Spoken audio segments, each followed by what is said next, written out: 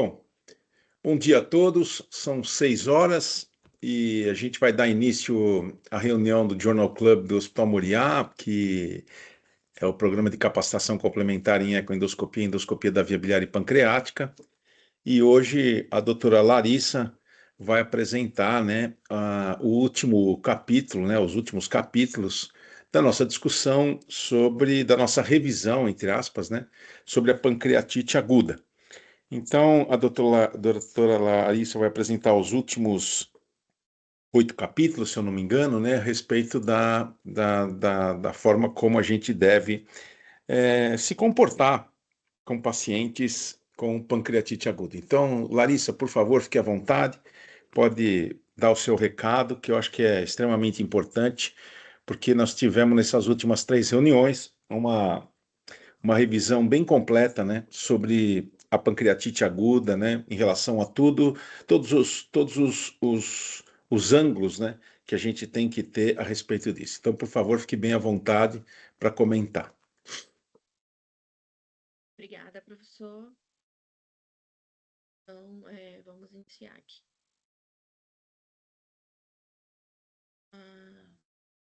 Tá passando? Não. Pode passar.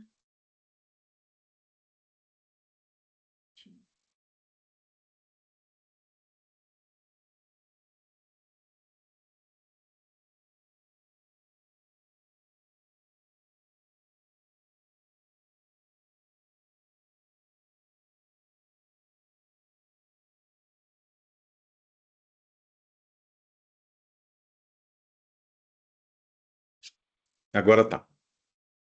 Então, como o doutor Celso já iniciou, hoje eu vou finalizar, né, a terceira e última parte sobre esse último guideline de 2025 sobre pancreatite aguda. Então, eu vou ficar responsável pelos 6 últimos domínios, né? São 41 perguntas que a gente vai conversar um pouquinho.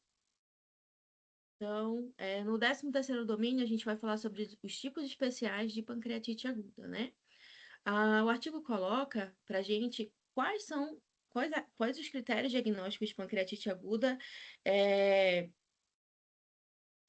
servem para crianças também. Então, os critérios diagnósticos, eles permanecem os mesmos para criança, tá? Mas podem ter uma acurácia um pouco menor. Tá?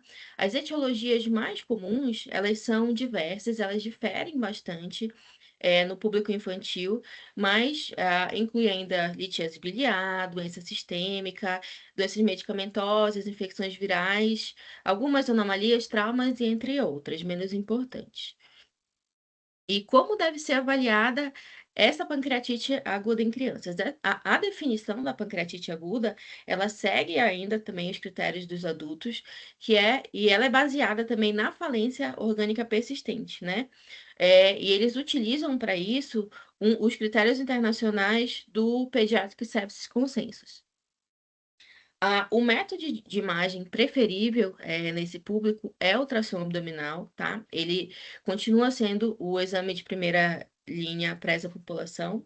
A tomografia e a ressonância, elas podem ser utilizadas, mas devem ser reservadas para casos duvidosos, mais graves, e também, idealmente, devem ser realizadas 96 horas após o início dos sintomas. O tratamento da pancreatite aguda, ela é bastante semelhante à dos adultos, a reposição volêmica, nutrição precoce, com analgesia e antibióticos se necessário, tá bom? A gente só deve tomar um pouquinho mais de atenção nas crianças em relação ao balanço hídrico excessivo, porque eles são bem mais sensíveis. Em relação às complicações, elas são bastante semelhantes também, e as abordagens de intervenção, elas também seguem os mesmos princípios aplicados na população adulta. Ah, já falando agora da pancreatite aguda por hiperparatiroidismo, ela deve ser suspeitada sempre em pacientes com cálcio sérico elevado e com manifestações clínicas compatíveis com hiperparatiroidismo, né? População com inapetência, mialgia, artralgia, a gente sempre deve suspeitar desse tipo de pancreatite também. Confirmando, claro, medindo o paratormônio sérico desses pacientes, níveis inadequadamente elevados, deve confirmar essa etiologia. E qual o manejo nesse tipo de caso? Então, a gente tem que tratar conforme uma pancreatite comum, né, com hidratação vigorosa, com soro fisiológico, né, lembrar de não fazer Ringer lactato por conta do cálcio elevado, né, e paciente com cálcio acima de 14 ou com alteração sensorial requerem medidas emergenciais para reduzir o cálcio, né, e nesse contexto, claro, evitar suplementação com cálcio e vitamina D. E qual seria o tratamento inicial para esse tipo de pancreatite, né? Então, além do tratamento padrão, a insulina ela é bastante recomendada para pacientes diabéticos e também pode ser considerada em pacientes não diabéticos como uma terapia de primeira linha para redução desses triglicerídeos séricos. O uso de heparina de baixo peso molecular também, por um período curto, né, de até 3 dias, pode ser também considerado como tratamento adjuvante. A plasmaférese, ela também é citada no artigo, né, e pode ser considerada em casos extremos, né, em casos graves de falência orgânica, com níveis muito elevados de triglicerídeos, especialmente em pacientes com insuficiência renal aguda. Em relação à nutrição desse tipo de paciente.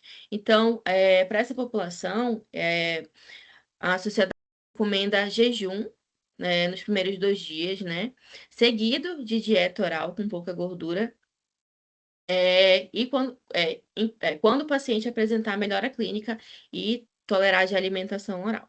Caso não haja essa tolerância oral, deve-se iniciar uma nutrição enteral por sonda nasogástrica ou nasojejunal, né? A nutrição parenteral, a gente deve evitá-la, né? E emulsões lipídicas intravenosas estão contraindicadas se os triglicerídeos forem maiores que 400.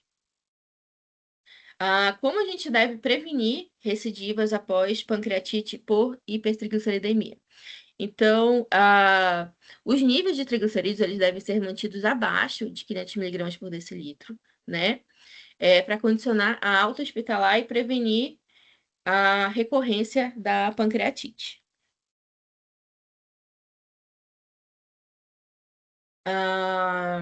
Agora, outro domínio. Quais os fatores de risco para pancreatite aguda pós-CPRE? Então, os principais fatores de risco incluem história prévia de pancreatite pós-CPRE, sexo feminino e disfunção do esfíncter de Oddi.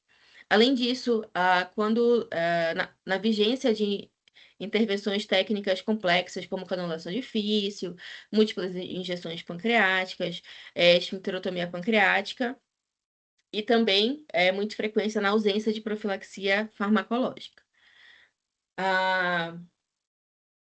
E aqui ele coloca também quais medidas gerais reduzem o risco de pancreatite pós-CPRE. Então, a realização da CPRE ela deve ser, claro, criteriosa e indicada apenas quando clinicamente ela for necessária, né? Então, deve-se empregar técnicas de canulação guiadas sempre por fio guia, evitar injeções repetidas no ducto pancreático e considerar o uso de catéteres de pequeno calibre. E em relação ao papel dos anti-inflamatórios na prevenção da pancreatite pós-CPRE, o artigo recomenda o uso de indometacina ou diclofenaco, né, 100 miligramas por via retal, imediatamente antes ou após a CPRE, né? Ela é altamente recomendada em todos os pacientes, salvo algumas contraindicações.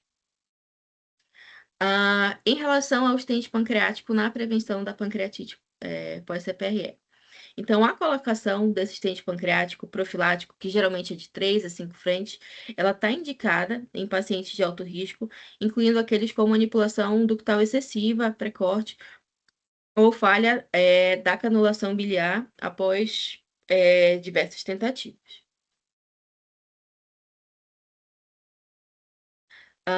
Quais são as causas também e os mecanismos da pancreatite aguda traumática? Então, a pancreatite traumática ela pode ocorrer após algum trauma abdominal, que pode ser fechado ou penetrante, pode ser por iatrogenia endoscópica ou cirúrgica, como CPRE ou outra cirurgia hepatobiliar. O mecanismo principal é a lesão direta do parênquima pancreático ou do ducto pancreático principal, né? Que acaba levando a um extravasamento enzimático e também uma inflamação local. E o diagnóstico ele deve ser baseado principalmente numa história de trauma recente, né? Sintomas compatíveis e elevação da amilase lipase sérica. O exame de imagem preferido é a tomografia contrastada, né, que é capaz de identificar lesões ductais e também coleções associadas, né?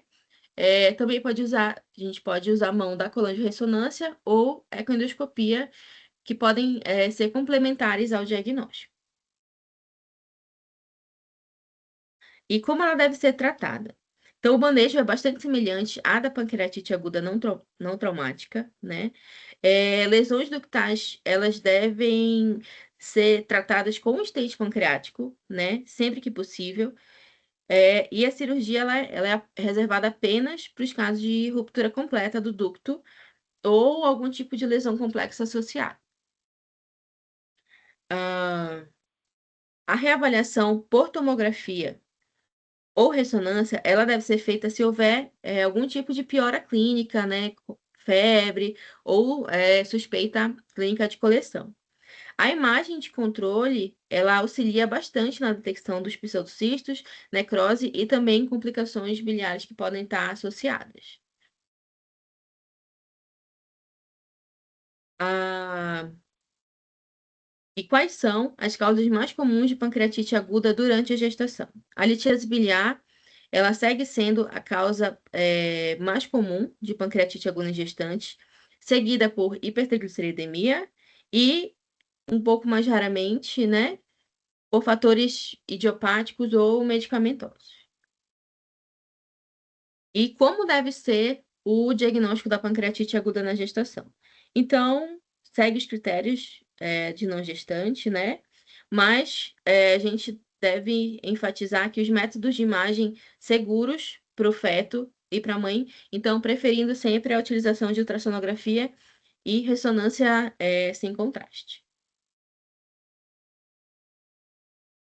Ah, E em relação ao manejo, né, recomendado para a pancreatite na população que está gestante. Então, o tratamento ele tenta ser conservador, né, na maioria dos casos, com hidratação, analgesia, e a CPRE com proteção fetal, né, sempre optar pelo fio-guia e,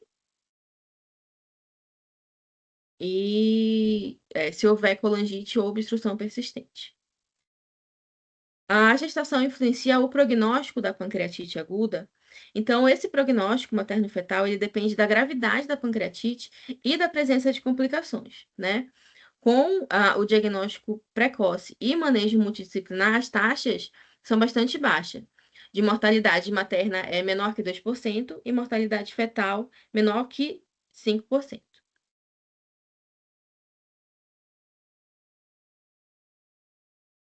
Ah, existe alguma terapia-alvo para paciente com pancreatite aguda? No momento, nós ainda não temos alguma terapia-alvo eficaz recomendada para pancreatite aguda. Então, esse manejo permanece com o suporte clínico, né? Com hidratação, analgesia e nutrição, mas terapia-alvo está sendo estudada, mas ainda não temos, né?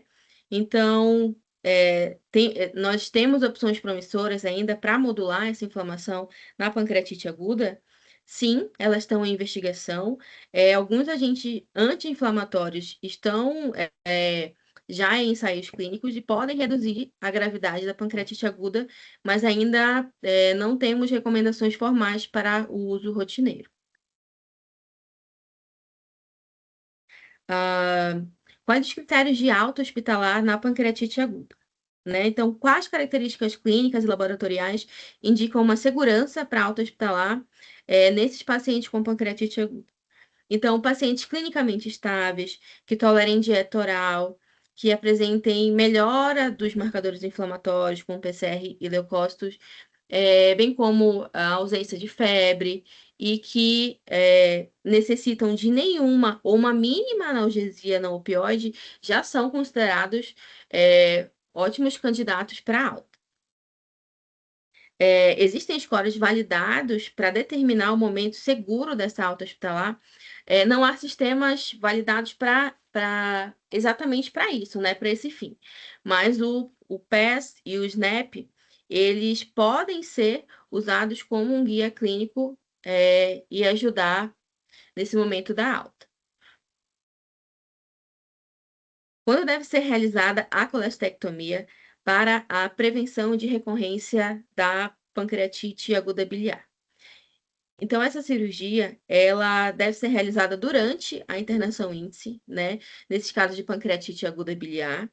Ela é considerada segura e recomendada para prevenir novos episódios de pancreatite. Nos casos de pancreatite moderada ou grave, a colestectomia ela deve ser adiada, tá? Até a resolução das coleções peripancreáticas e necrose, se for o caso, e ser realizada geralmente após 6 a 8 semanas. Deve ser indicada a colestectomia em pacientes com pancreatite biliar submetidos a CPRE e esfincterotomia? Sim. A colestectomia ela permanece indicada mesmo em pacientes com pancreatite biliar que realizaram CPRE com esfincterotomia, tá? Isso não contraindica, desde que tenham condições clínicas para realização cirúrgica. Ah, Agora, o 17º domínio, penúltimo, tá bom? Complicações e cuidados de longo prazo que a gente deve ter em pacientes com pancreatite aguda. Então, os pacientes eles devem ser acompanhados após então, todos os pacientes que se recuperam de um episódio de pancreatite aguda, eles devem ter sim um segmento clínico, né, para identificar complicações precoces ou tardias. O rastreamento para pré-diabetes e diabetes mellitus, ele também deve ser realizado em todos os pacientes após um episódio de pancreatite aguda, tá? Que tenha uma glicemia ou uma hemoglobina glicada, tá? A cada 12 meses. E a gente vai iniciar com um período menor, de 3 a 6 meses. E como deve ser manejada a insuficiência pancreática exócrina após pancreatite aguda? Então, pacientes com sintomas, né, de esteatorreia, perda ponderal, ou baixo nível de elastase fetal, né, abaixo de 100, devem ser tratados com terapia de reposição enzimática, né, o CREON, durante cada refeição. E a pancreatite aguda, ela pode afetar a qualidade de vida a longo prazo? O artigo coloca que sim, pacientes recuperados da pancreatite necrosante ou complicada frequentemente têm esse relato, né, de piora significativa na qualidade de vida, né, incluindo a fadiga crônica, dor recorrente e também transtornos psicológicos. E quais medidas podem prevenir a recorrência e progressão para a pancreatite crônica? Então, a eliminação de causas tratáveis, ela é fundamental nesse contexto, né? E inclui abstinência alcoólica, controle da dislipidemia, a suspensão de drogas pancreatotóxicas e programa de cessação de álcool e tabaco também devem ser integradas ao acompanhamento pós-alta nesse tipo de paciente. Em relação à síndrome do ducto pancreático descontinuado, né? Então, o que seria essa síndrome e como ela pode se manifestar clinicamente? Então, pacientes com pancreatite necrosante, eles podem desenvolver a síndrome do ducto pancreático descontinuado, né? A maioria, ela permanece assintomática, mas pode se apresentar com uma fístula pancreática externa de alto débito, pode se apresentar também com pseudocisto recorrente e ou recorrência de pancreatite aguda ou pancreatite crônica, que ela é limitada ao parênquima montante. E quais exames a gente pode pedir que sugerem fortemente essa síndrome? Então, a tomografia com contraste mostrando uma necrose pancreática central na fase inicial pode sugerir essa síndrome. E em fases posteriores, a gente deve utilizar a colangiorressonância para o diagnóstico. A síndrome do ducto pancreático descontinuado, ela geralmente exige um tratamento imediato o artigo coloca que a história natural ainda não é muito bem definida, né? Mas na maioria dos pacientes, essa síndrome que apresentam essa síndrome permanecem assintomáticos. E quais seriam as indicações para intervenção na síndrome do ducto pancreático descontinuado? Então, intervir quando houver fístula externa de alto débito persistente, coleções sintomáticas recorrentes e pancreatite aguda recorrente restrita ao parênquima pancreático amontante.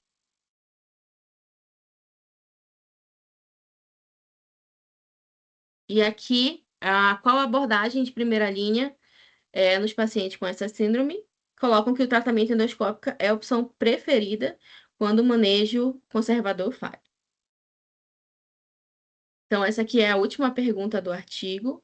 E o artigo conclui com o seguinte. Então, as diretrizes, elas reforçam que o manejo da pancreatite aguda, ela deve continuar centrado em medidas de suporte baseado em evidências, com avaliação da gravidade precoce, reposição volêmica guiada, nutrição enteral precoce e também abordagem escalonada das complicações.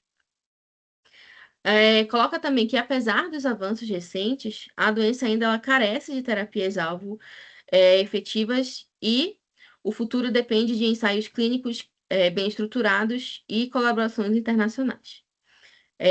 As sociedades que realizaram e se uniram para montar esse artigo, elas enfatizam que a importância da educação continuada, né, auditoria clínica e padronização global dos cuidados para reduzir mortalidade, custos e sequelas funcionais nesse tipo de paciente.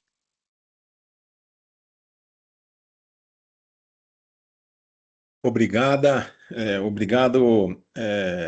Larissa, por sua apresentação. E como vocês perceberam, nesses últimos capítulos são capítulos que mostram exatamente como a gente deve se comportar em relação à colange endoscópica nos casos de pancreatite, bem como a realização da colestectomia, né? E também para outros tipos de pancreatite, na qual existe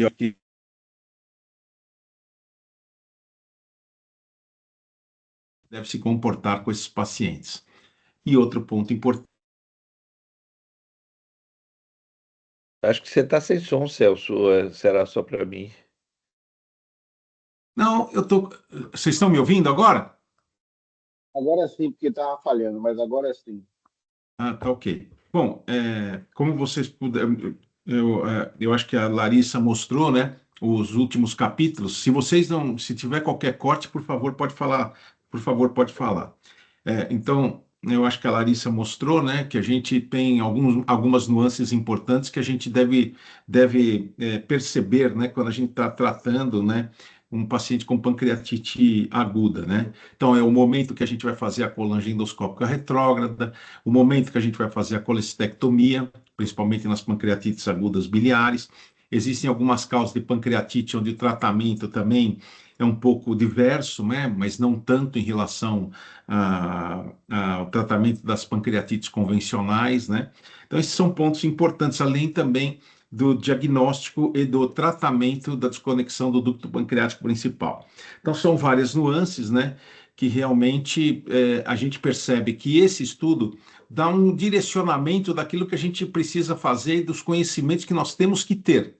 Mas é óbvio que cada paciente é um paciente e a gente vai adequar esse tipo de avaliação para cada um desses pacientes. Então, gostaria de abrir a discussão aí agora, né, para o pessoal que tá participando, para que a gente possa discorrer a respeito desses pontos que são pontos extremamente importantes. Então, por favor, fique bem à vontade, Jorge. Não sei se o Columbano está aí, acho que não, mas Jorge, fica bem à vontade para discutir. A Raquel também não sei se ela está, mas, por favor, pode fazer os seus comentários. Bom dia, pessoal. Eu acho que realmente esse consenso é um consenso muito prático e interessante. De fato, ele conduz as coisas mais ou menos como a gente pensa e faz, não tem muita diferença do que ele apresenta para aquilo que a gente pensa. eu teria muito poucos comentários a fazer. Eu acho que vocês podem comentar depois a questão da profilaxia da pancreatite aguda pós-CPRE, porque esse é um tema que nós já discutimos aqui algumas vezes e exaustivamente, né? Eu queria apenas fazer alguns rápidos comentários. Primeiro, pancreatite em criança, não é litíase a primeira causa, trauma é a primeira causa, trauma fechado, e infecções também são as duas primeiras causas. Depois entram as causas genéticas e as malformações do ducto pancreático principal, e a litíase entra sim, mas não é aquela coisa tão importante quanto no adulto. O outro comentário que eu queria fazer diz respeito à desconexão ductal, né? A desconexão ductal não foi mencionado aí, mas ela leva à falência do pâncreas, que se situa após a desconexão, e isso é uma causa frequente de diabetes e insuficiência exócrina, além das complicações que foram citadas. Então, eu não diria que esse paciente fica assintomático, que a gente deveria ter uma conduta expectante, não. Acho que a gente precisa de diagnosticar isso, e pensar o que é que pode ser feito em termos de intervenção. Acho que a intervenção endoscópica deve ser tentada, a recanalização, alguma maneira, né, de deixar esse pâncreas também em repouso, mas fico muito preocupado porque desconexão ductal significa tempo de internação prolongado, complicações e complicações tardias muito, muito graves. Temos uma experiência razoável com hipertrigliceridemia. Eu diria a vocês que a pancreatite aguda por hipertrigliceridemia é uma das mais graves, né? Normalmente ela faz formas muito, muito complicadas. É um paciente que a gente precisa ser muito, muito cuidadoso, na observação, porque às vezes eles internam com quadros relativamente simples e se complicam, né, ao longo da evolução. Um pouco diferente, né, daquela evolução que a gente espera, que as maiores complicações ocorrem nos primeiros momentos da pancreatite. Nós temos perdido pacientes que se internam bem e com 3, 4 dias evoluem com um quadro de agravamento insuspeito, né? Às vezes estando na enfermaria. Então, realmente é uma pancreatite que eu chamaria atenção da necessidade da gente estar mais atento. Tivemos recentemente um caso de pancreatite em gestação com um pseudocisto gigantesco. Ficamos discutindo o que faríamos. Enquanto estávamos discutindo, a paciente entrou em trabalho de parto, pariu, não teve nada, o feto saiu bem. Acho que eu A mostrei esse caso. natureza. Internou lá com Marcos Clarencio e saiu tudo bem. A mãe e a criança já revi no ambulatório, estavam ambos ótimos. Então, realmente, a gente fica muito preocupado com pancreatite aguda na gestação, mas se for tudo conduzido conforme manda o figurino, as pacientes saem bem. Então, são comentários gerais que eu queria fazer. Hiperpara, tivemos apenas, ao longo da minha experiência, os 3 casos de hiperpara. Não é muito comum mesmo, não é comum, né? O hiperpara já não é comum e a pancreatite associada ao hiperpara ainda é mais incomum, né? Mas eu acho que o artigo coloca as coisas aí que deveriam ser ditas mesmo. E resta essas discussões aí do ponto de vista técnico com relação à CPRE, que já tivemos essas ideias aí, né? Se falou muito em hidratação como o principal mecanismo de prevenção da pancreatite pós-CPRE, né? E, por último, o único comentário que o artigo traz muito bem é a necessidade de revisão de pancreatite, né? A gente dá alta a esses pacientes e achando que está tudo bem, porque eles se saíram bem, e quando a gente pega depois no ambulatório, são as complicações. Então, eu diria que todo paciente com pancreatite aguda, mesmo edematosa, deveria ter uma revisão entre 3 a 6 meses, com avaliação clínica, dosagem de glicose, dosagem de elastase, um exame de imagem para se certificar de que não houve nenhum problema, que está tudo de fato bem para que esse paciente possa ser liberado. E a colestectomia, infelizmente, em nosso meio, está cada vez mais postergada, mesmo nas pancreatites edematosas, por razões de gestão de leitos, gestão de convênio, né? O que é muito ruim, porque a gente tem assistido a recidiva de pancreatites litiásicas, quando poderiam já ter sido resolvidas no primeiro momento. Isso tem acontecido no Sistema Único de Saúde e, menos frequentemente, mas também acontecido no sistema complementar, né? No sistema privado de saúde. Então, a gente tem visto essas coisas. Esses seriam os meus comentários aí. Vamos ouvir vocês e o que é que vocês têm a dizer. Ô Jorge, eu queria só fazer uma pergunta para você. Na sua experiência, porque com certeza você deve acompanhar muitos pacientes que você atendeu no serviço público, ou até mesmo os pacientes que você viu de forma particular, você deve acompanhar no seu consultório, né? E qual que é a taxa na sua concepção? Eu sei que você não deve ter dados exatos a respeito disso, mas qual que é a taxa na sua experiência, né, na sua avaliação de pacientes que necessitam de complementação com pancreatina, porque eu acho que esse é um ponto importante, e quais desses pacientes, né, apresentam alterações importantes da elastase fecal? Você tem algum dado na sua Nós cabeça que estamos você possa ver? coletando esses dados, sim. A gente tem em torno de 20%, mas ficaria mais ou menos em torno de 20% de pacientes que têm isso. Se eles tiverem uma pancreatite mais média ou grave, aí isso eleva bem mais. Quer dizer, Mas está intimamente relacionado, é diretamente proporcional ao ao grau de grau, pancreatite. ao grau de pancreatite. Mas eu chamo a atenção que mesmo as formas leves de pancreatite, a gente encontra, né? Encontra essa insuficiência exócrina nessa fase posterior. Às vezes você olha o pâncreas. A minha impressão, Celso, é o seguinte: quando a gente estuda isso, você tem a fase aguda, que Columbano até chamou de é, choque inflamatório, que interfere com a inervação vagal. Aquilo melhora a insuficiência exócrina e depois começa a crescer devagarzinho o paciente. E isso eu não estou falando de paciente com etilismo, não. Etilismo é bem mais alto e vocês devem lembrar que etilismo, pancreatite aguda em etilismo é pancreatite crônica. Mas estou falando nas outras causas, causa ali biliar, né, que seria mais comum. Então parece que tem uma recuperação, mas depois algum processo inflamatório subclínico, celular, alguma coisa acontece que esses pacientes começam novamente a elevar a frequência de insuficiência exócrina do pâncreas. É por isso que eu acho que todo paciente merece uma elastase fecal nessa avaliação pós-pancreatite. Vocês vão se surpreender com pacientes que a gente diria que estão muito bem, que não teriam mais nada do ponto de vista até de bioimagem, tiveram pancreatites relativamente leves e que a gente detecta uma insuficiência exócrina do pâncreas. E para álcool, lembrar sempre, eternamente, que álcool vai fazer isso e que os pacientes, a gente não tem nenhuma segurança de que após uma recuperação de uma pancreatite aguda, entre aspas, alcoólica, esse paciente vai ter um curso evolutivo tranquilo. Para mim, a maioria deles vai evoluir para uma pancreatite crônica, calcífica, com diabetes, com todas aquelas complicações da pancreatite crônica. É isso. Muito obrigado, Jorge. Muito obrigado aí por seus comentários. Marcos, você quer falar alguma coisa? Bom dia a todos. Mais uma vez aí, parabéns a Larissa aí pela apresentação. Esse artigo, no total, faz um resumão, né, a respeito da pancreatite.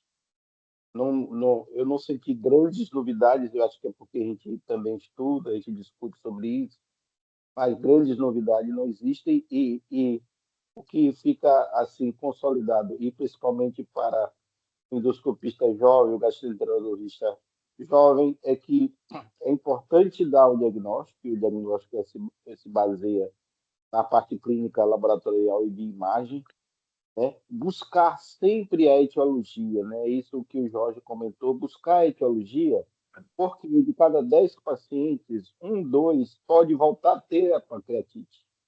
Então, se você busca a etiologia, de repente você vai oferecer esse paciente um tratamento com uma colestectomia, né?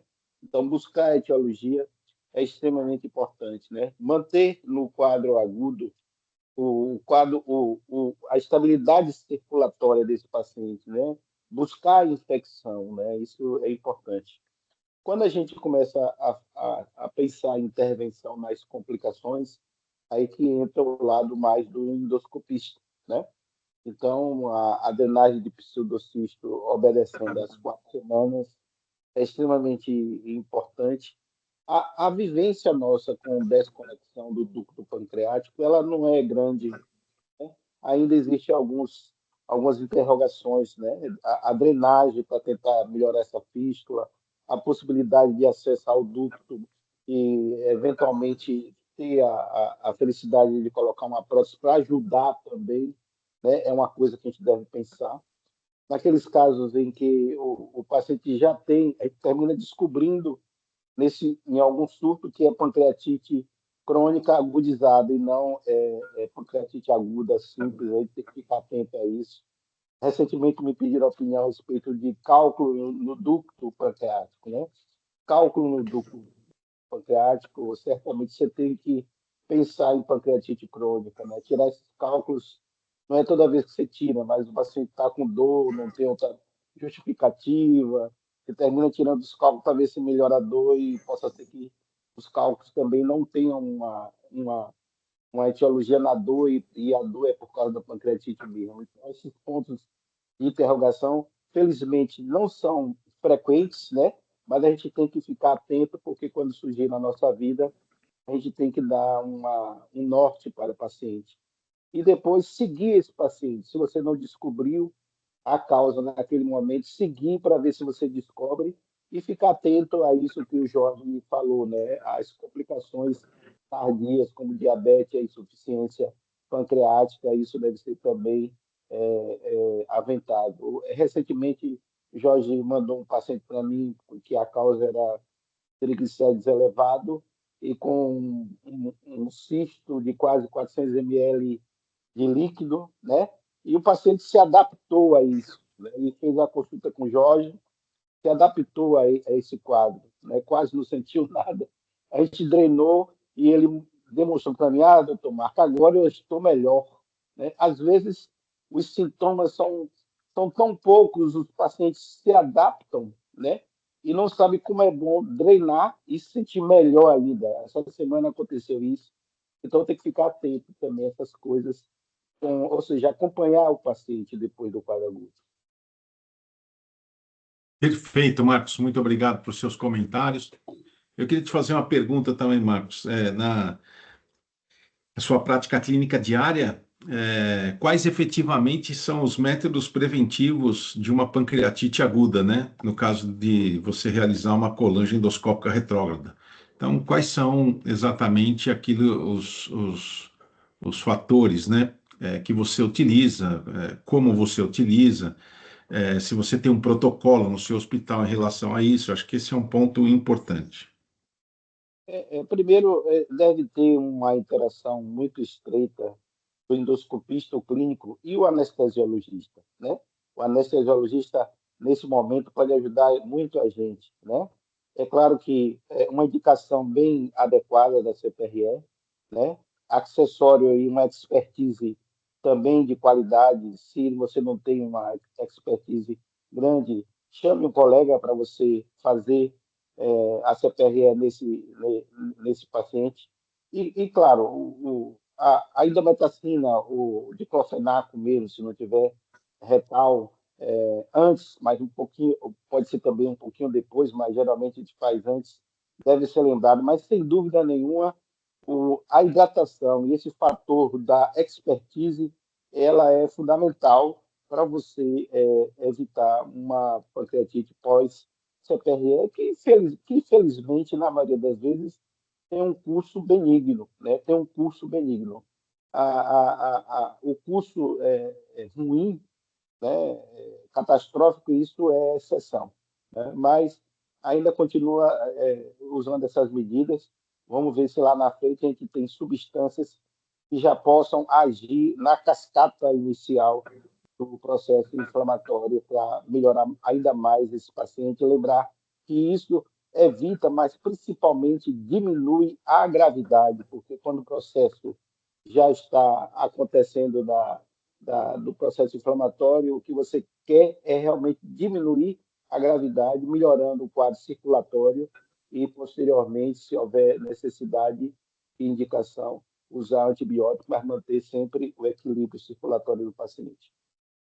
Beleza, muito obrigado, Marcos. Eu queria saber se alguém tem mais algum comentário, se alguém quer fazer algum comentário a respeito dessa e da experiência pessoal. Humberto, fica à vontade, bom dia. Bom dia a todos. Eu não vou me estender. A gente, em relação à síndrome de desconexão do ducto, a gente tem um caso para apresentar, se tiver tempo. Assim, na questão das situações especiais ou menos frequentes, o artigo não cita a ultrassonografia como método diagnóstico e de ajuda na gestante, né? Tem artigos que preconizam a CPRE artigos que mostram vários casos, não é relato de casos, série de casos com a CPRE feita somente pela avaliação da ultrassonografia na gestante, principalmente se for a pancreatite grave, que paciente que não pode se locomover. Então, isso são situações mais específicas, mas o artigo não fala disso. Em relação à colestectomia, eu gostaria de ouvir o Rodrigo Surjan, porque a experiência que a gente tem é que os cirurgiões reclamam muito de todo o processo inflamatório naquelas pancreatites graves, né? Então, o artigo fala de 6 a 8 semanas da pancreatite, 6 a 8 semanas está no segundo mês de pancreatite, a gente está tirando as próteses, né? Tá mantendo alguma prótese ainda. Na minha experiência das pancreatites graves, esses pacientes ainda estão inflamados, estão recuperando, e o que os cirurgiões me dão de retorno é que fica muito ruim entrar nessa fase, né? Da pancreatite grave que eu estou dizendo, né? Então, eu queria ouvir a opinião do Surjan em relação a isso. Em relação à prevenção de CPR, de pancreatite na CPRE, a gente já discutiu isso. Eu faço de rotina na indução anestésica anti-inflamatório via retal, já começa a infusão de Ringer. Isso já é rotina, né? Antes de eu começar, eu checo, mas a equipe já fez isso. E é bom lembrar que muitas vezes você tendo uma pancreatite relativamente grave de causa litiásica, a gente não ficar muito afobado para fazer a CPRE para liberar aquele ducto biliar, porque nessa fase você pode recidivar ou piorar a pancreatite, pelo edema que tem lá na região da papila, pela manipulação, enfim. Então, assim, pancreatite leve, 5 dias, 7 dias, o paciente está muito bem, barriga planou, está com condição de se alimentar, os marcadores inflamatórios melhoraram, eu faço a CPR, mas na pancreatite grave, eu acho que o artigo não toca nisso, né, de quando fazer. Na pancreatite grave, o paciente ficou instável, e você faz lá uma ressonância, uma coluna de ressonância tem cálculo na via biliar, né? E aí eu acho que tem que tomar cuidado nessa intervenção na papila. Nesses casos graves, eu não sei qual a experiência do Celso e dos outros colegas que estão aí, não sei se o Otávio, o próprio Marcos, eu procuro protelar o máximo. E em relação a isso, a protelar, eu acho que o entendimento aqui com a equipe da UTI, que é extremamente importante nesses pacientes, já há um entendimento da gente de não intervir, né? Antes era um pouco estressante, o pessoal queria que a gente intervisse, a cirurgia queria que a gente intervisse antes das 4 semanas de maturação, vamos dizer assim, da coleção peripancreática, mas esse entendimento com a equipe, né? A gente acompanhando sempre no CTI, entendimento da equipe para protelar, para fazer todos os métodos clínicos, né, de sustentação das disfunções orgânicas. Acho que no meu caso aqui, hoje eu estou mais tranquilo em relação que o pessoal já entendeu isso, a equipe toda da UTI aqui já entendeu isso. E na desconexão do pancreático, é exatamente o que eu vou mostrar aí o caso aí, se der tempo. Perfeito, obrigado, Humberto. Eu vejo aí que o Jorge está com a mão levantada. Jorge, por favor, pode fazer o comentário e depois eu chamo o Guilherme. É um comentário rapidinho, porque o seguinte, vocês já pensaram no protocolo de prevenção da pancreatite pós-punção de biópsia? Eu acho que seria bem interessante, né? Ver se teria algum papel a hidratação regrada e a utilização de anti-inflamatórios pré-exame ou durante a punção de cistos e massas, né? Nossa, Ainda que seja uma prevalência pequena, existe essa prevalência, e até, de certa forma, os pacientes saem um pouco irritados do exame. Ah, tive a pancreatite, queima um pouco, né, o exame. Será que a gente não teria alguma maneira, além da técnica endoscópica correta, que vocês mencionam, de evitar múltiplas funções, etc. Então, além da expertise endoscópica, teria alguma coisa que a gente pudesse fazer para prevenir a pancreatite pós-punção? Essa é a pergunta aí. não, excelente pergunta, Jorge. Excelente pergunta. Eu sempre puncionei, né? Sempre fui muito agressivo com as lesões císticas pancreáticas. E a gente sabe dos trabalhos da literatura que quando você punciona uma lesão cística pancreática, a chance de você ter pancreatite sem nenhum método preventivo está em torno de 2 a 3%, ou seja, não é negligenciável. E se você for perceber, como na CPRE, a CPRE varia de 3 até 7, 8%. Então, quer dizer, é muito maior, necessita de um método preventivo, mas uma coisa que sempre me chamou muita atenção, que há muitos anos, né, desde que se falou muito na prevenção da pancreatite por CPRE, principalmente nas lesões císticas, eu sempre peço para o anestesista, porque como eu faço exames sempre com anestesista, eu peço para fazer hiperidratação. Então, eu sempre faço a hidratação pré e durante o procedimento. E por incrível que pareça, né? Eu não tenho dados, não posso avaliar, mas por incrível que pareça, a minha taxa de pancreatite aguda, eu já faço isso não é de agora, eu faço isso há muitos anos, né?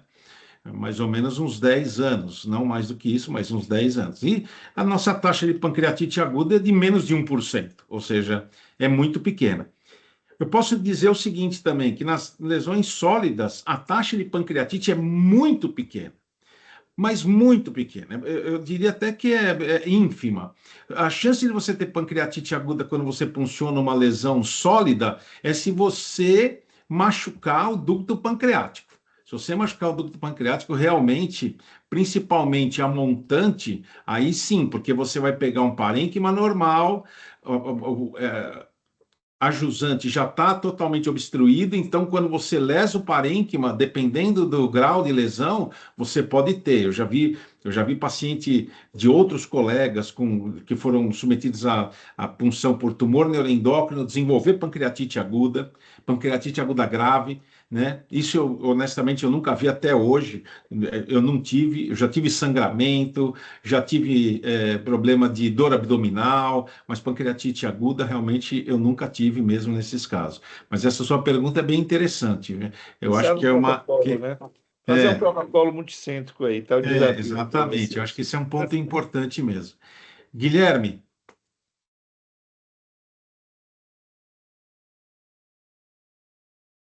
Guilherme, o Guilherme acho que não está nos ouvindo. Alô, Bruna, alô, professor? ô Guilherme, Bom fala dia. aí. Oi, Bom doutor dia. Celso. Bom dia, professor. Pode falar, Guilherme, pode falar. Bom dia a todos.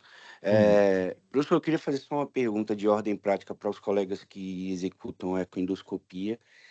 E ele tem a experiência da utilização da ecoendoscopia precoce dentro do contexto da pancreatite aguda em pacientes que você tem forte suspeita de coledocolitíase e que você tem os exames da admissão negativos, né, como ultrassom ou a própria tomografia ou ressonância magnética, sendo feito de forma precoce, nas primeiras 24 e 48 horas, como auxílio na detecção da coledocolitíase. Eu estava lendo um artigo onde ele aumenta em mais de 50% a chance de você detectar microlitíase ou barro biliar. Eu queria escutar a opinião do senhor.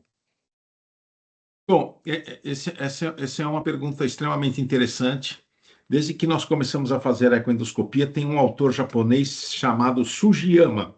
Sugiyama é de um hospital do norte do Japão, e que ele começou a testar, né? Porque muito se falava nos casos de pancreatite aguda grave, a realização da tomografia computadorizada, né, para estes pacientes e fazendo em 72 horas. Mas para isso, você teria que remover o paciente de uma UTI, uma unidade de terapia intensiva, para fazer esse procedimento. E esse Sugiyama fez um trabalho em pacientes com pancreatite aguda grave, que estavam na UTI, mostrando o papel da ecoendoscopia em substituir a tomografia computadorizada. É um trabalho interessante, é um trabalho antigo, mas muito interessante. E esse autor, né, como todos os japoneses, mostrou que quando você tem uma pancreatite aguda grave, a chance de você encontrar cálculos é muito grande. Cálculos que eu digo, microcálculos é grande. Por quê? Porque você tem um processo inflamatório importante, você tem uma diminuição do peristaltismo do organismo, você tem aqueles pacientes com ilho, né? Você tem aqueles pacientes com aumento do volume abdominal, e esses pacientes, eles começam o quê? A formar pequenos cálculos, ou seja, microcálculos. Então, talvez seja por isso que você encontre esse tipo de alteração, como foi descrito nesse trabalho aí.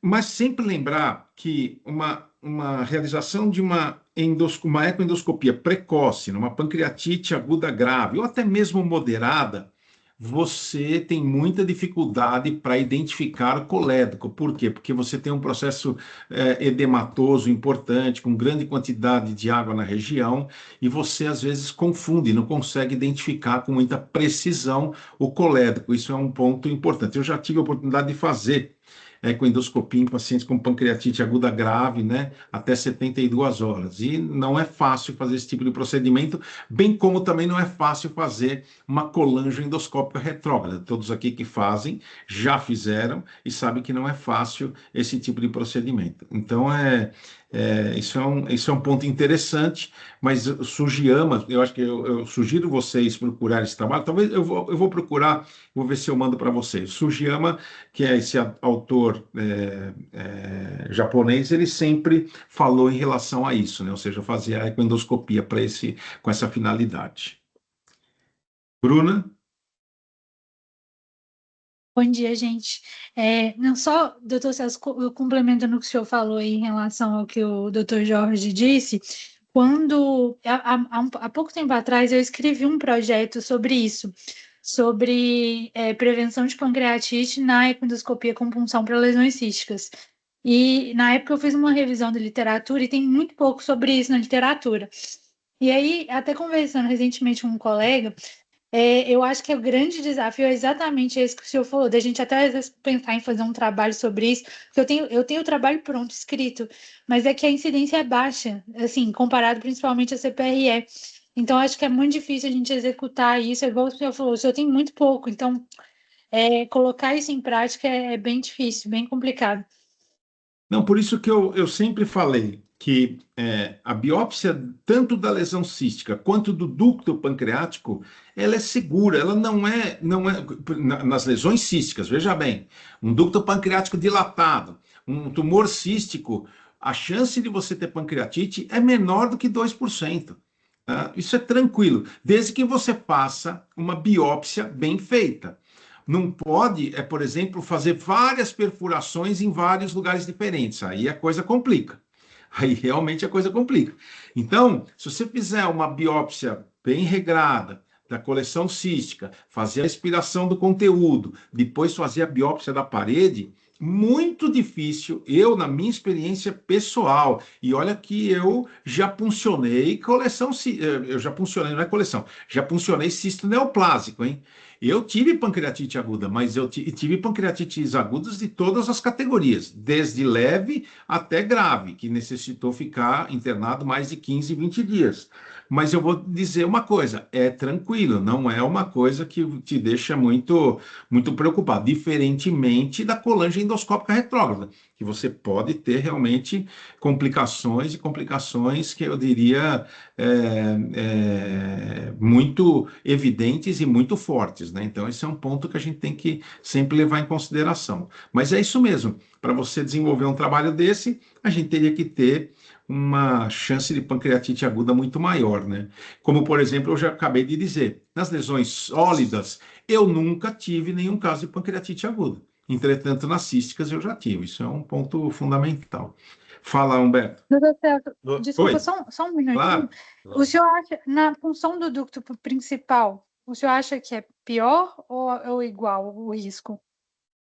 Olha, até hoje, quando você tem um ducto, assim, é uma impressão, tá? Eu não tenho comprovação disso, mas uma coisa que eu já percebi é o seguinte: quando eu puncionei o ducto de IPMNs do tipo O1 superior a 0,6, 0,7%, a chance de pancreatite aguda é praticamente zero. É como, por exemplo, você fazer numa pancreatite crônica, né? Fazer a punção do ducto para fazer a dilatação, qualquer coisa desse tipo. E os casos que eu tive pancreatite aguda foram nos IPMNs oligocísticos do tipo 2, com lesões, por exemplo, maiores do que 2,5, 3 centímetros. Esse tipo de lesão, esse é perigoso. Esse aí parece que simples, é fácil, você vai lá, funciona, e aí você pode quebrar a cara, que foi exatamente assim, a minha experiência é exatamente isso. Eu já tenho pensado há algum tempo em pegar todos os casos que eu tenho, todos catalogados, os casos que eu tive de pancreatite aguda, né? Porque se existe uma coisa que eu faço é catalogar todas as minhas complicações. E aí eu catalogo mais as complicações do que até mesmo o sucesso. Eu acho que a gente, diferentemente do Filipão, que falou que não aprende nada, né, no insucesso, eu aprendo muito mais quando ocorre uma complicação do que qualquer coisa, né? Então, acho que esse é um ponto que a gente tem que avaliar. Mas eu estou pensando em fazer uma avaliação disso para ver o que é que a gente encontra de semelhante nesses casos de pancreatite aguda. Eu queria fazer um comentário a respeito disso, que, pegando o gancho que o Jorge falou, aliás, que todos falaram, é diferente perante o paciente, perante a família, se você tem um quadro de pancreatite pós-CPRE, que geralmente, graças a Deus, é leve, 2 dias o paciente está normal, porque esse paciente tem uma doença e tem sintomas, geralmente ele tem sintomas, né? Sintomas de obstrução, dor, diferente de um paciente com cisto, como o Celso comentou, do IPMN, que geralmente são assintomáticos e descobertos em exame de imagem. Esse paciente é assintomático, então qualquer coisa que ele sinta pós-punção é muito ruim para a gente justificar, né? A gente pode explicar, mas para o paciente aceitar é muito ruim. Aí a gente nunca sabe se nesses IPMNs, se depois que a gente faz a punção, esvazia o cisto e tenta tirar material da parede, se algumas horas depois, se há um sangramento dentro desse cisto e obstrução do ducto. Então, pode ser um mecanismo, né, de desencadear a pancreatite. Eu tive um ou outro caso, mas é muito desagradável, né? Porque o paciente vai fazer, não, você vai embora no mesmo dia, na mesma hora, tal, logo depois, e o paciente tem que ficar 2 dias internados por conta de uma pancreatite quando ele era assintomático. Eu gosto de fazer, viu, Celso?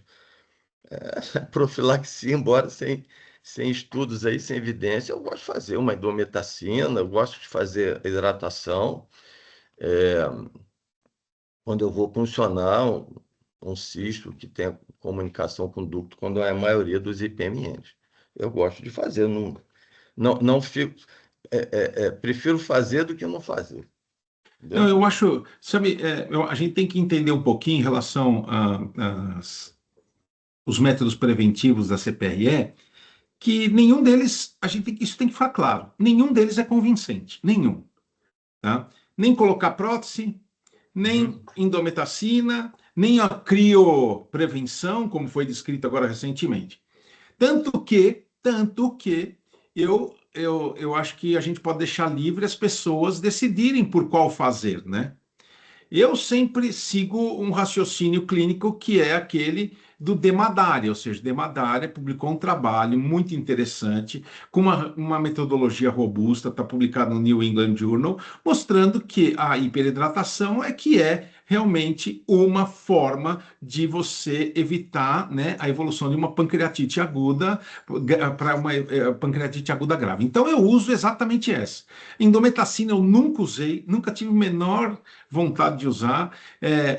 Como é que chama? A crioprevenção, até agora estou desenvolvendo um protocolo, né, com o Dr. Vitor Galvão, para ele desenvolver isso, né, ou seja, para fazer esse tipo de procedimento, né?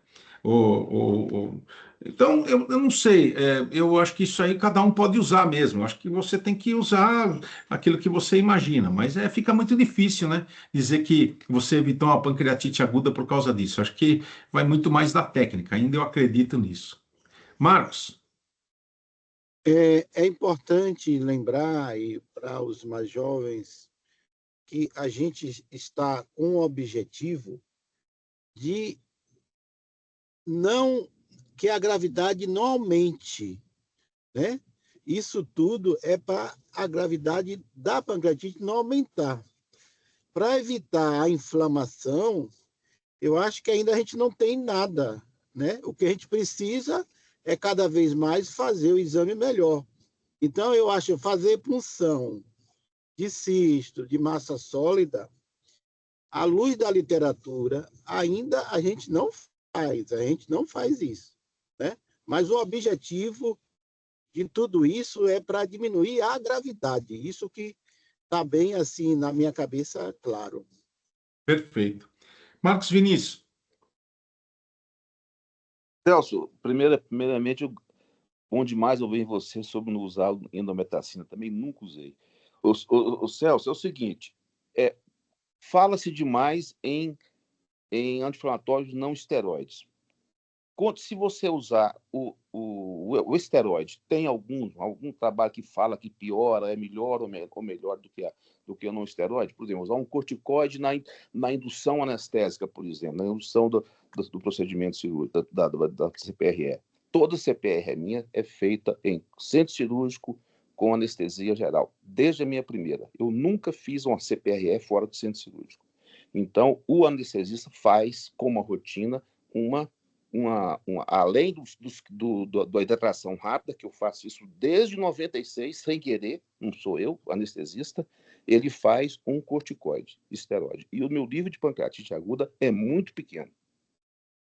O que você me fala sobre Marcos, assim, eu até distribuo essa questão para todos que estão aí, né? Se alguém conhece algum trabalho a respeito, que fala a respeito sobre isso. Eu desconheço qualquer tipo de trabalho que fale a respeito dos anti-inflamatórios, dos esteroides, né? Como preventivos de pancreatite aguda. Não conheço, mas eu acho que vale uma pesquisa a respeito disso, viu, Marcos?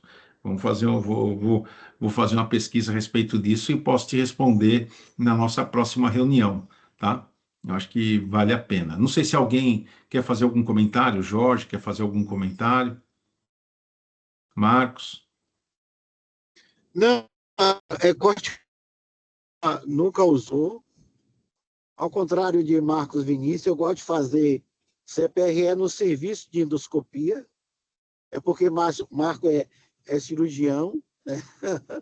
E aqui a gente não usa corticóide, a gente procura chamar os orixás para dar sorte. Tá certo, Márcio. Bom, eu queria ouvir por último agora, né, por fim, o Rodrigo, não sei se o Rodrigo está aí, Rodrigo Surgiu a respeito da Oi, colestectomia, né? A respeito da oi, bom colestectomia, que eu acho dia, que é um ponto importante. Bom dia, Rodrigo. bom dia a todos. Com relação à indagação do Humberto, né? Humberto, eu só concordo. Em casos de pancreatite aguda grave com complicações locais, especialmente se a gente estiver falando de, por exemplo, um processo inflamatório mais intenso na região cefálica do pâncreas ou do processo uncinado, assim, eu aprendi a lição que a colestectomia vira um procedimento eletivo. tá? Eletivo. Então, assim, primeiro que esse doente vai ficar semanas internado, semanas. E depois ele vai para casa e mais muitas semanas, você pode pensar em fazer a colestectomia. Eu aprendi isso depois de ter um paciente internado com pancreatite aguda grave, que teve complicações locais na cabeça do pâncreas. Ele ficou meses internado e, assim, a última coisa eu falei para ele, eu vou tentar fazer sua colestectomia. Então, assim, sei lá, foram 12, 14, 16 semanas depois do início do quadro. A hora que eu entrei era inabordável a vesícula biliar. E a gente está acostumado a pegar casos de colestite aguda super graves, colestite aguda com mirise, e resolver o problema. Era inabordável o andar superior do paciente. Então, eu concordo demais com o que você está dizendo. E, assim, se teve complicação local, principalmente na cabeça, para mim, assim, esse doente vai ficar semanas internado, depois ele vai ficar muitas semanas em casa e depois você pode tentar fazer o procedimento, tá? Eu acho que, assim, existe realmente algo mal estudado e que vem desde, acho que, dos bancos das cadeiras universitárias de todo mundo aqui, que realmente a gente evita o uso de anti-inflamatório esteroidal para pancreatite aguda. Isso talvez pudesse ter a ver alguma coisa com esvaziamento de suco pancreático, com pressão intraductal e tudo isso daí, que poderia perpetuar o mecanismo de pancreatite aguda. Mas eu concordo também com o que o Marcos falou, que acho que isso é mais crendice do que ciência, tá bom? É engraçado porque a gente usa anti-inflamatório não hormonal, não esteroidal, e eles em si são potenciais mecanismos de pancreatite aguda, né? Eu sempre pensei nisso, né? Falo, pô, mas a gente vai usar uma droga que pode induzir pancreatite aguda, mas é o que a gente acaba usando mesmo. Mas eu acho que é mais crendice nossa de algo não tão fortemente baseado em ciência.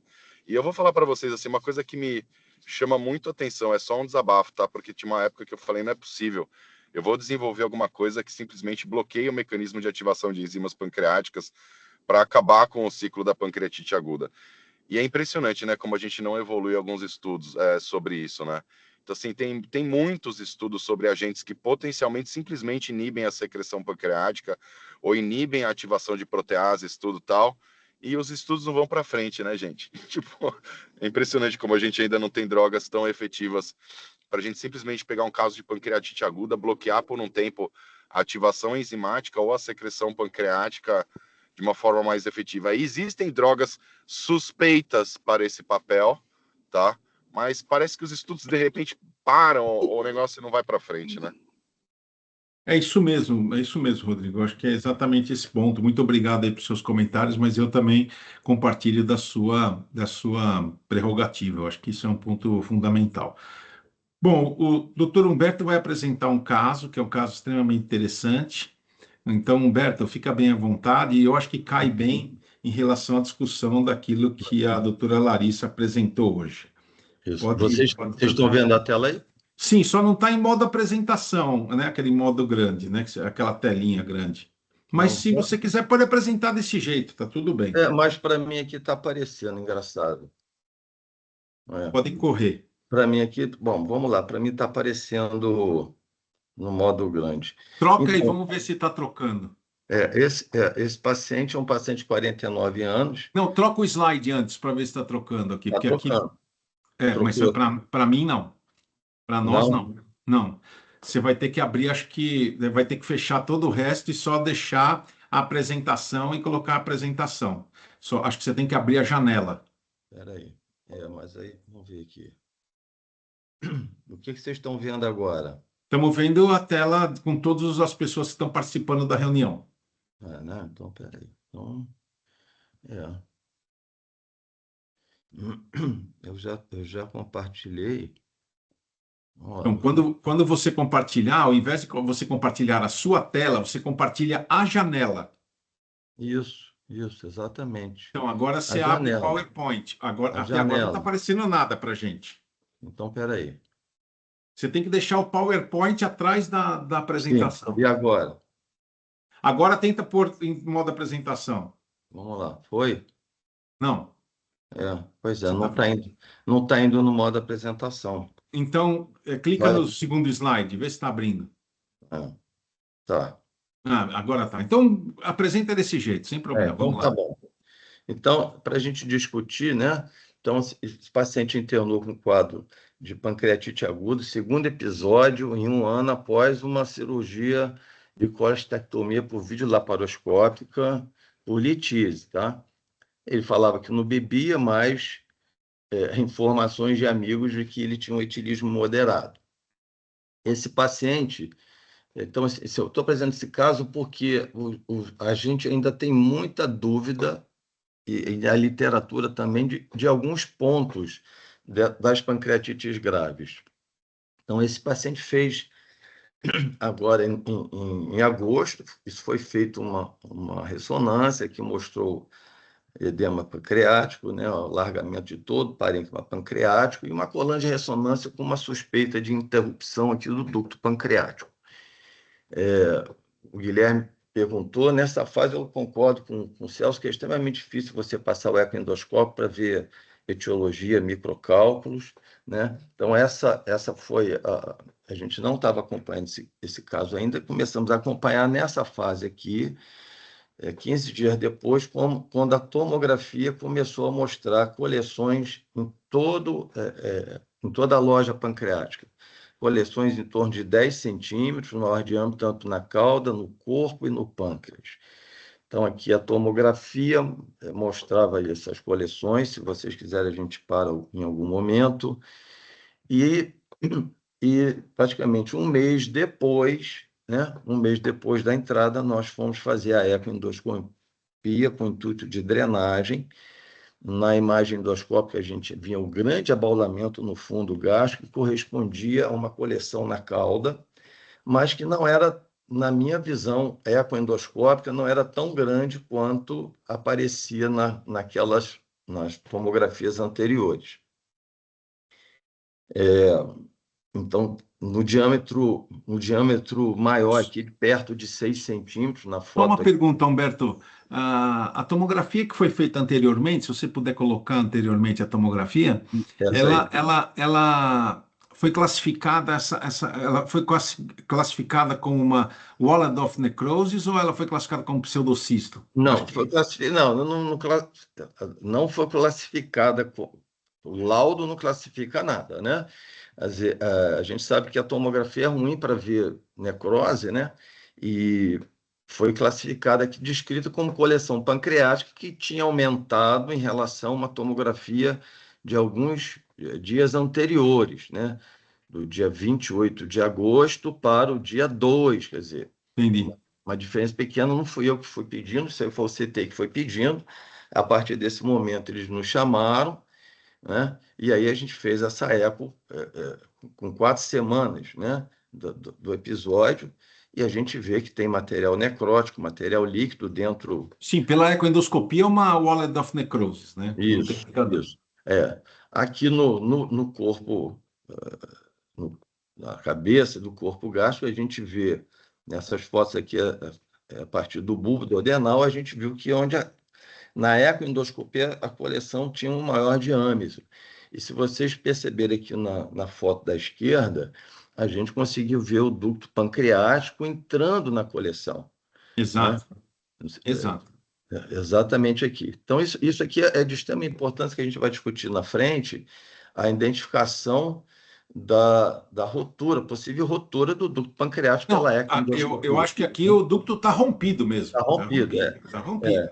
Não isso, tem dúvida aqui. Aqui não tem dúvida. Isso que é preconizado, né, Celso? Fazer CPRE depois, fazer colangio-ressonância depois, para ver se o ducto está ou não íntegro, o que é extremamente difícil. Então, na primeira abordagem para a drenagem, eu acho que a gente tem que ter um pouco de insistência, né, para ver se a gente acompanha o ducto da cauda para a coleção ou da cabeça para a coleção, para identificar, porque aí você já faz o diagnóstico de rotura, né, de desconexão. Como aqui foi feito o diagnóstico. Aqui está feito o diagnóstico. Exatamente. Então, aí a gente foi vendo onde estava maior, e aí eu fiz a drenagem do bulbo, tá?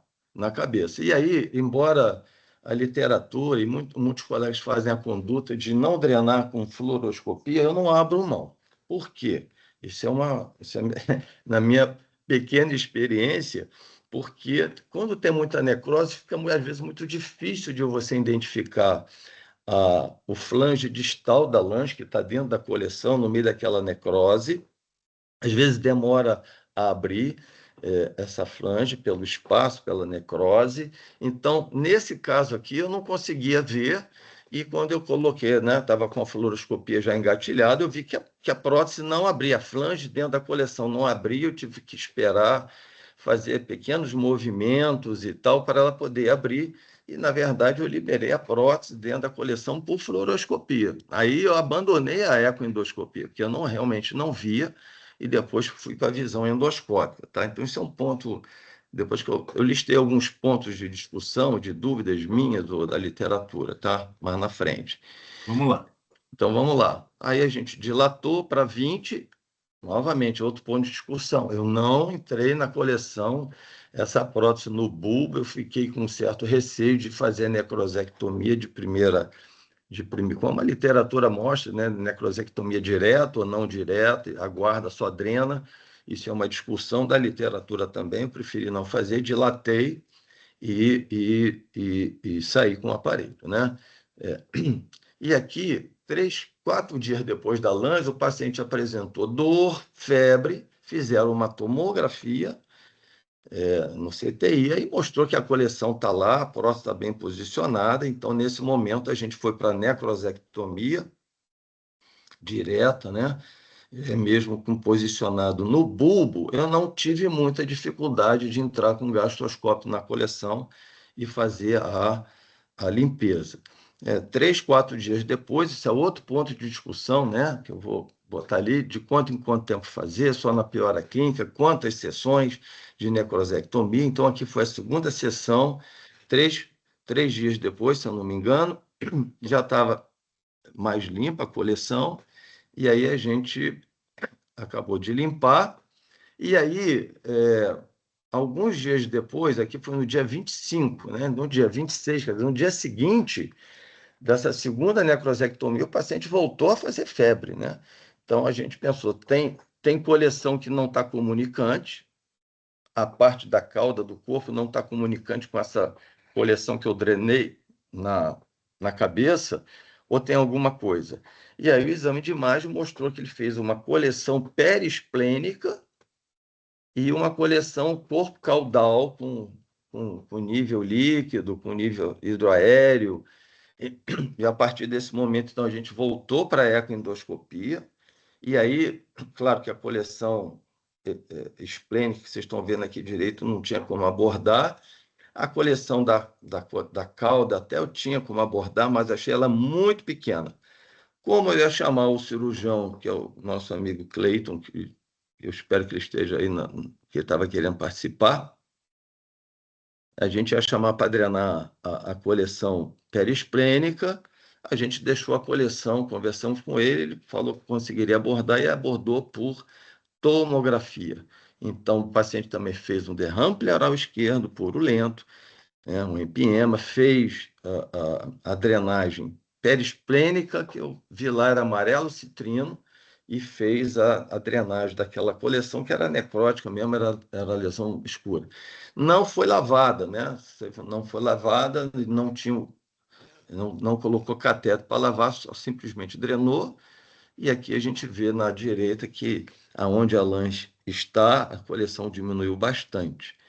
E aí, a partir desse momento, isso aqui é só um filmezinho para ver a posição do... Não sei se vocês vão... Não sei se eu vou conseguir aqui. Não, aí fica difícil. Se não está em modo apresentação, é complicado. Fica difícil. Pode continuar.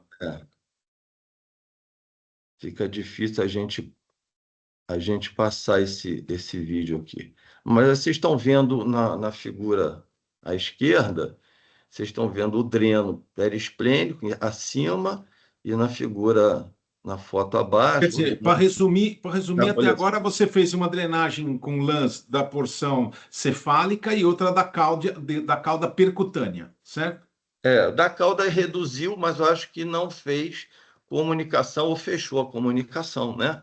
Que ela reduziu aquele abaulamento da na primeira imagem que eu mostrei, na colocação da lãs, o abaulamento no fundo gástrico ali, que corresponderia da cálculo, diminuiu bastante, mas não resolveu, né?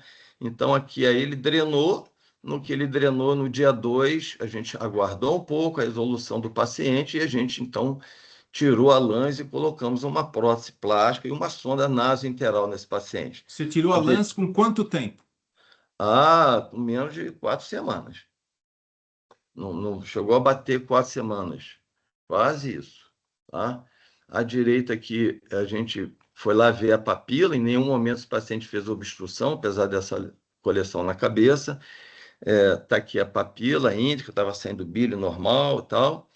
E aí, a outra dúvida, que é o ponto de questão principal que eu quero depois discutir com vocês, com 2 dias o paciente perdeu a prótese plástica.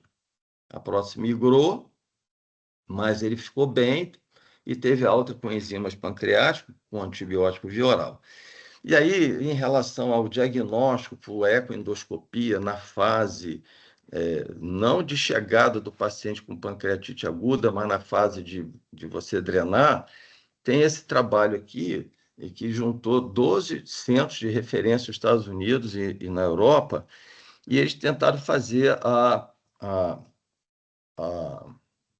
correlação, né, com alguns achados importantes, né, como tipo de lesão, percentagem de componente sólido, a visualização do ducto pancreático, o reconhecimento ou a descontinuação do ducto pancreático entre os experts, eram todos experts de grandes centros, pela ecoendoscopia. Então, a gente tem aqui, como a gente estava falando da comunicação do ducto pancreático, com a coleção fluida, uma correlação de concordância de alta, né, de 79%, bem alta, de 79%. Então, assim, eu trouxe esse slide que foi o que eu encontrei da importância da ecoendoscopia, não só para você drenar, mas de você ter esses parâmetros, totalmente a visualização do ducto pancreático. Mas no seu caso, a observância é de 100%. Desculpe. Esse trabalho não exemplifica bem a imagem que você mostrou para nós. Não. Desculpe. Não, sem dúvida. E aí, quer dizer, aí um outro trabalho, que já era de 2016, né? Dando aqui alguns conceitos, né? E objetivo da ecoendoscopia na desconectação do ducto pancreático, nas necroses, nas coleções necróticas, né? Aí ele fala que o objetivo do trabalho, que começou com 42 pacientes e chegou para 21, que não é muito grande, foi na acurácia, né, no diagnóstico da desconexão do ducto, né, tendo os conceitos que já foi mostrado na apresentação anterior, né, o segmento desconectado funcional, isso é importante, né, o Jorge até frisou isso, com a persistência de uma parte desconectada funcional, né, que vai ter a forma a causa da recidiva, né? E, assim, quais são os critérios de definição, né, para a desconexão do ducto pancreático na ultrassom? Uma necrose dentro, no pâncreas, ou com uma distância menor que 2 centímetros, né? A ruptura total do ducto no sítio da necrose, como aquela imagem você frisou, e o tecido pancreático distal. E, assim, a remoção da prótese, né? A remoção da prótese na desconexão está associada à recorrência da coleção, né? E, claro, a manutenção da prótese mantém a fístula pancreático gastrointestinal. Então, aqui são algumas... são os resultados que, dos 21%, se eles mantiveram a prótese, no follow-up de quase 1 ano, eles não tiveram recorrência, tá? Embora o N seja pequeno, mas para a gente frisar a importância. Só que, e aqui, assim, só que eu acho que a própria literatura, né, Celso, ele mostra que a colocação de uma prótese pancreática pós retirada de lãs, pela diminuição da coleção, o êxito técnico e o êxito clínico de você manter essa prótese lá é baixo, não é alto, é muito baixo. Então, eu mostrei aquele caso que, pô, vou botar a prótese plástica, vai manter a fístula, e o paciente perdeu a prótese. Então, nessa figura aqui do meio, um trabalho coloca-se a drenagem através da lãs das coleções que podem estar conectadas. Nunca vi isso, nunca vi esse trabalho cita isso, mas nunca vi, não sei se você já fez, né? Isso aí é mirabolante. Isso aí é mirabolante. Você tem que entrar lá, botar o fio guia na coleção, achar que vai e passar uma prótese dentro de um gastroscópio, né? Então, e a esquerda aqui é o multigate, né? Que seria uma outra opção. A direita é só para mostrar mesmo a necrosectomia por via endoscópica percutânea ou por via laparoscopia. E aí, recentemente, eu vi esse trabalho aqui de japonês, em que eles deixam uma prótese coaxial, a prótese plástica lá, e retiram, né? Na primeira drenagem, eles deixam e retiram ou direto essa prótese plástica, ou através de uma rotação dessa prótese, da prótese metálica sobre a prótese, sobre o pigtail que está dentro do estômago. Eu acho tecnicamente isso extremamente difícil, né? Na manutenção. E aí, no trabalho que eles fizeram, eles tiveram um sucesso um pouquinho maior, de 74%. Vamos tratar da realidade, Humberto. Isso é coisa de japonês. Então, existem algumas questões, né, que eu já coloquei aqui: o uso da fluoroscopia, a necrosectomia direta, quando,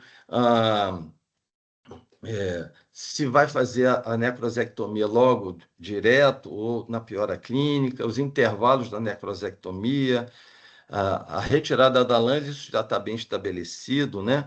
E essa drenagem multigate com o intuito de você manter a fístula, né? Isso é uma coisa que eu estou levantando aqui, então, como questão maior, né?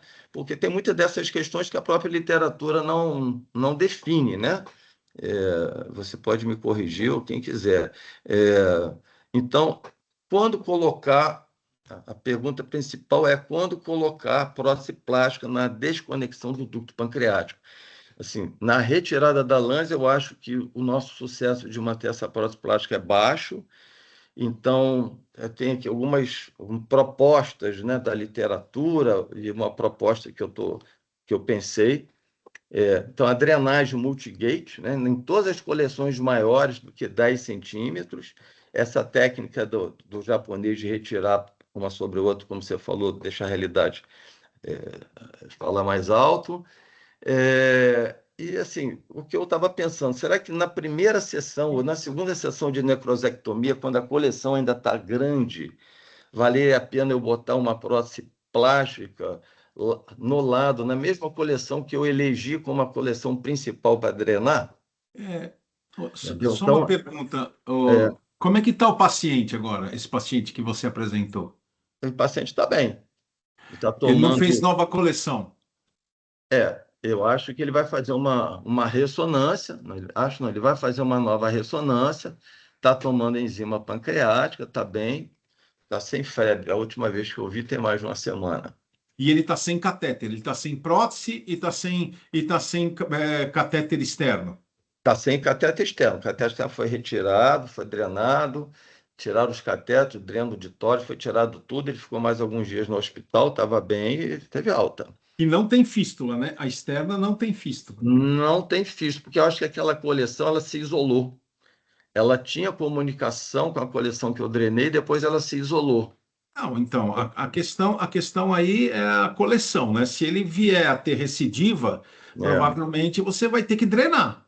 Então, não vai ter jeito, você vai ter que redrenar esse paciente, vai ter que redrenar no estômago. Eu acho que esse é um ponto fundamental. E aí, aquilo que eu sempre digo, eu nunca tive, a minha taxa de recidiva é baixa, porque nós, lá em Ribeirão Preto, a gente está até terminando agora de escrever o trabalho, lá a gente deixa a prótese o máximo possível. Nós não fazemos nada de mirabolante, multigate e nada. Nós já fizemos alguns casos de multigate, mas é extremamente difícil, aumenta muito a taxa de complicações. Então, a gente tem feito exatamente dessa forma. Eu acho que nesse caso, se tiver uma recidiva, a cauda não está adequadamente drenada e você vai ter que drenar a cauda, não tem jeito, entendeu? A minha dúvida o que a literatura mostra, quer dizer, que a colocação da prótese plástica no ato da retirada da lãs, com o intuito de manter a fístula, o sucesso técnico é baixo, né? A gente sabendo que o paciente tem Olha, desconexão não é a minha experiência. Não é a minha experiência. A minha experiência é diferente mesmo, eu posso dizer com tranquilidade. E olha que a gente já drenou coleção. Não é a minha experiência. A gente coloca uma prótese, mas a gente coloca, às vezes eu, por exemplo, coloco uma prótese reta. Coloco uma prótese reta. Não coloco uma prótese pigtail. E a gente vai vendo a diminuição da coleção. Eu acho que tudo é uma questão do tipo de prótese que você coloca, né? Então, por exemplo, assim, essa prótese que você colocou, pigtail, foi de quanto? De 8,5 ou de 10? Eu acho que foi 8,5, 4 centímetros no corpo e 8,5 centímetros do Não, pigtail. mas ela de diâmetro era 8,5 frentes. 8,5, 8,5. Então, eu acho que, por exemplo, numa prótese, num caso desse, eu teria colocado uma de 7 frentes, entendeu? Porque a coleção já estava muito pequena. Muito Você já pequena. viu o fundo da coleção, entendeu? Porque você tem que manter, assim, a mecânica da prótese plástica é simples. Se você não mantiver aquela tarjeta preta na parede, ou seja, no limite da parede, ela vai embora mesmo, não tem jeito. Então, isso é um ponto importante. Falta do espaço do pigtail que está dentro da coleção dele realmente fazer, né? Exatamente. Eu fiz uma revisão recente de um outro caso em que eu drenei a lange, depois tirei, botei a pigtail e drenei uma coleção que não tinha comunicação, que era só pus, que era uma coleção purulenta sem necrose. Botei uma pigtail. Fui fazer uma revisão agora e o paciente está com as duas próteses lá. Não, por exemplo, num caso que nem esse seu, que eu vi que estava muito pequeno, eu também colocaria uma prótese longa, reta. Eu introduzo a prótese no interior daquela coleção, porque ali ainda tinha coleção, entendeu? Então você introduz a prótese ali, deixa ela lá. Você coloca a prótese, ela fica cimentada ali, né? O que vem na minha cabeça, assim, aonde eu elegi que é a coleção maior para botar lãs, na primeira necrosectomia, que ainda tem a coleção grande, de ao lado dessa lange, e aí sim botar a plástica. Então, já deixar essa plástica para o futuro, entendeu? Para a futura comunicação. Vamos abrir aí a discussão, porque a apresentação foi longa. Vamos abrir aí a discussão para o Jorge. Jorge. Eu acho o seguinte, pessoal. Primeiro, desconexão ductal com coleção, o tratamento é repouso pancreático com octreotide, dieta zero e alimentação parenteral, antes de qualquer intervenção. Se vai fazer uma intervenção endoscópica precoce, o objetivo deve ser o mais próximo possível drenar a coleção que está junto da fístula. Eu acho que aí, Humberto, primeiro, a imagem que você me mostrou primeiro não me sugere uma coleção bem organizada, sugere um processo ainda em evolução, eu esperaria mais tempo para intervir. Acho que a posição que você colocou também, essa posição do bulbo, ela não foi a melhor escolha, porque a maior parte da coleção estava justamente retrogástrica na junção córporo-caudal do pâncreas. Mas, Jorge, na minha avaliação ecoendoscópica, a ideia era no estômago, mas na minha avaliação ecoendoscópica, a maior parte da coleção estava na mas aí a gente tem cabeça. que combinar, Humberto, o seguinte, aí a gente tem que combinar, você usou a a fluoroscopia durante o procedimento, aí tem que combinar antes, você estudar muito bem essa coleção junto com o radiologista, para poder definir onde está a fístula, para você colocar o mais próximo. Porque qual é o objetivo da drenagem precoce? É você fazer uma fístula entre o pâncreas e o estômago e Tanto, garantir o fluxo da secreção. Se você eu não fiz tanto o essa Jorge, drenagem tanto o Jorge está certo que a coleção que recidivou foi a da cauda. Ou seja, ela e pegou, poderia ou ir seja, ali, olha, aquele coto começou a drenar para a cauda, né? Ou pois seja, é.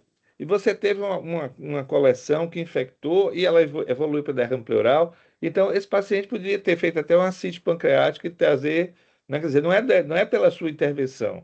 Eu acho que os pontos fortes, bons da sua intervenção, primeiro, foi a retirada precoce de uma lâmina que estava já reduzida a coleção. Se você deixasse ali, ia complicar, ia ter sangramento.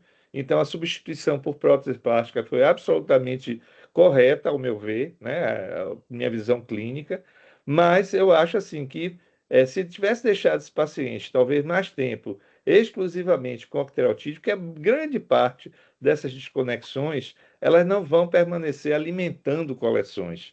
Quando há um processo de cicatrização, há até recanalização. Existe uma pequena parte na qual você vai ter a manutenção de trajeto fistuloso com as complicações subsequentes. Então, eu perfeito. não faria intervenção precoce nessa Mas, ô, Jorge, circunstância, desculpa, mas não foi precoce, foi com mais de 4 semanas de evolução.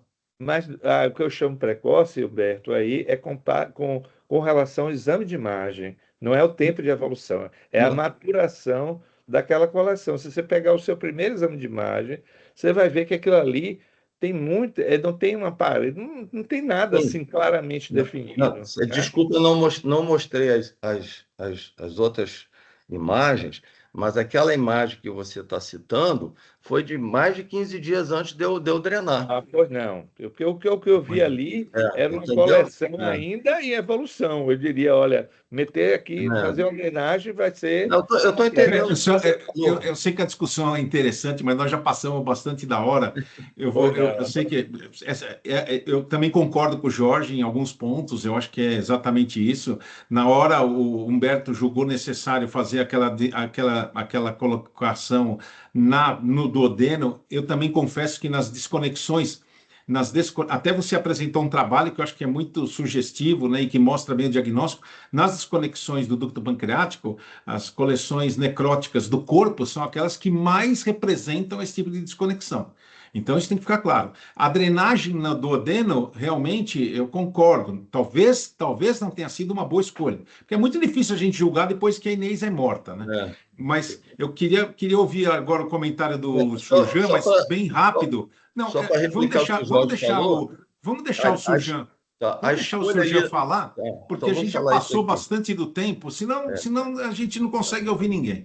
Vamos lá, Rodrigo. Muito rápido, só queria fazer um comentário. Em primeiro lugar, é isso, né? Assim, discutir aqui também, eu acho que teve uma evolução super boa. Eu fiquei também pensando assim, será que quando é o momento da gente entrar, né? A gente fica um pouco ansioso do ON também de entrar e ver tudo aquilo. Só um comentário, Humberto, eu acho que seu paciente teve uma evolução incrível, mas eu como cirurgião, tá? Sabe que hora eu fiquei com medo? Porque eu sabia que você ia resolver o resto. A hora que puncionou e colocou um dreno naquela coleção da cauda, eu falei, nossa, isso daí nunca mais vai Vai fechar. fechar. Vai ser uma fístula perene para o resto da vida desse paciente que não vai dar para abordar por cirurgia, por nada. E vocês já tiveram esse trunfo na manga, né? Quer dizer assim, aquela coleção da cauda não ter se mantido comunicação e vocês tirarem o dreno e ter ficado bom foi brilhante. Foi E acho que isso, pô, para condução a longo prazo do seu paciente é muito boa.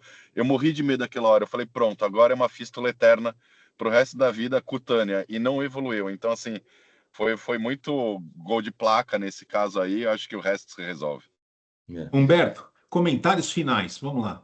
Não, Bem rápido. só para comentar, né? A escolha ali, quando eu entrei para fazer a drenagem, a escolha não era na cabeça do de jeito nenhum. Quando eu vi o ducto chegando ali quando eu estava no bulbo duodenal, eu vi o ducto pancreático chegando na coleção, eu falei, é aqui que eu vou drenar, que aqui vai ter a fístula maior para eu drenar. Então, esse foi o meu raciocínio, tá?